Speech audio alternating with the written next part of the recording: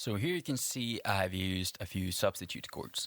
Here I've used D minor, and I've been using the E minor here as well as the A minor. So I've been using all three of the substitute chords, and you can feel it has a little bit more of an emotional and a little bit more sad vibe because of the extra minor chords, while in this example we only have major chords. So it gives the theme a little bit more of a clean and happy and uplifting, hopeful vibe. While here is a little bit more emotional and, yeah, different and a little bit more interesting as well. So these are some ways that you can use substitute chords to spice up your harmonies after you've been finding the general direction, for example, with these three chords. So this is one way you can approach it. I mean, eventually as you get more experience, you can just go straight to playing around with chords directly and not really think about it too much. But in the beginning, you might find, especially if you don't have a musical background with music theory or playing instruments or playing piano, you might want to approach it like a little bit more step by step, finding the common notes in the melody and the chords, and then start to use substitute chords to make it a little bit more interesting. Another thing we can look at is adding some more movement to your harmonies. And this is what I did in the second one as well with more chords.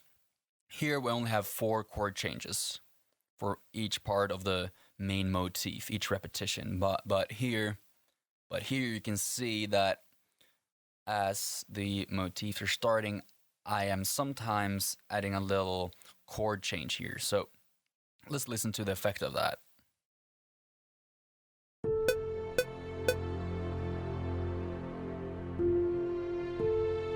And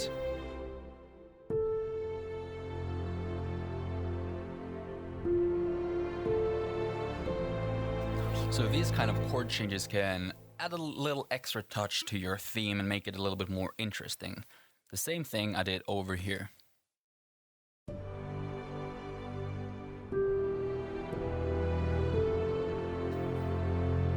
So this is another way that you can spice up your harmonies a little bit more and explore different territories and new solutions for your melody. Now, let's look at this little melody and look at how I would approach harmonizing this. So let's listen to it first.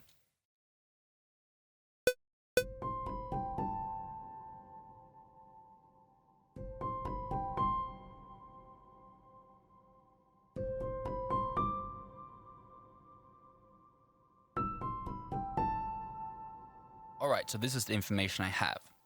Now, I know it's in C major, but which chords to choose is something I will have to look at the melody to figure out. So here I have an A.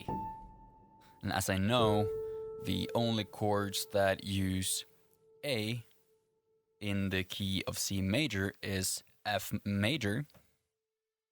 It is A minor itself, or the D minor one.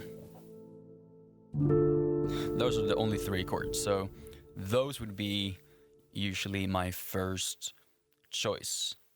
So in this case, I think I'll go for F major. And here I have a C. So I could go for C major, I could go for A minor, or I could go for F major. Now in this case, I think I'll try A minor, for example, here. And here we have a D.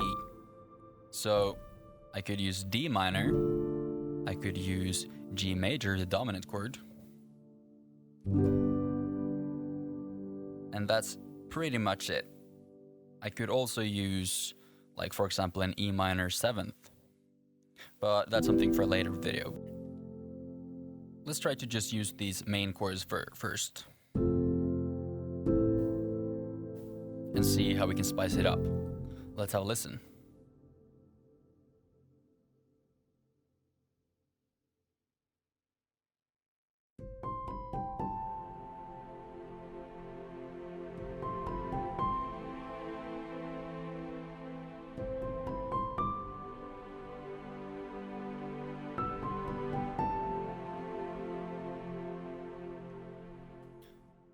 Now that's a very simple way to harmonize this melody. And let's just add a bass line as well.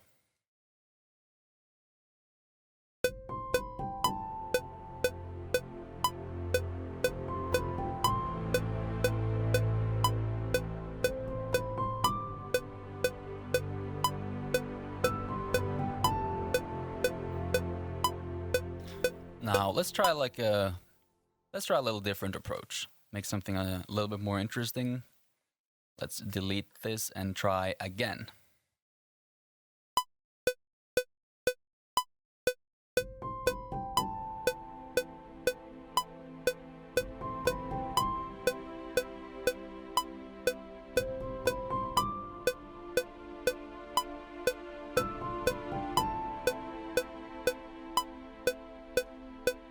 And let's create a bass line.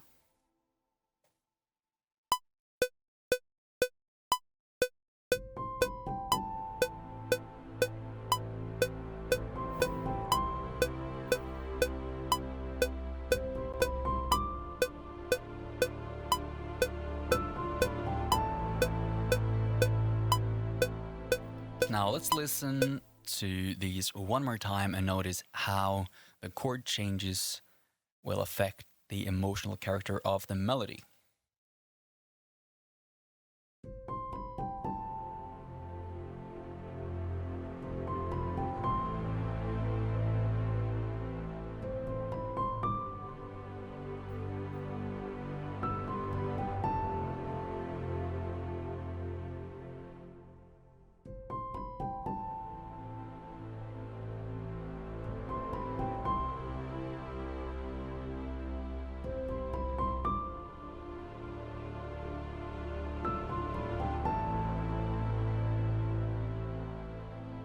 So that's a basic introduction to picking the right chords for your melodies and the fundamentals of harmony. And I hope this is a little bit helpful for those who don't have a background with playing instruments or music theory.